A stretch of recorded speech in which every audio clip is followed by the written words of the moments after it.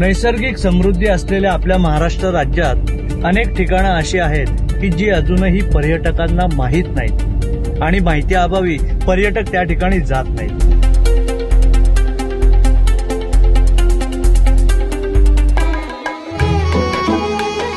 याच गोष्टी आपल्याला माहीत नसतात आणि त्या माहिती करून देण्यासाठी आम्ही तुमच्यासाठी दर्शनवारी येत असतो.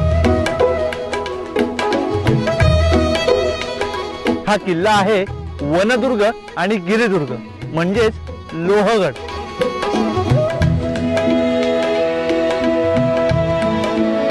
पावसाळी वातावरणात ढगांच्या साथीनं डोंगर दऱ्यांची वाट तुडवायला येणारी मजा काही औरच.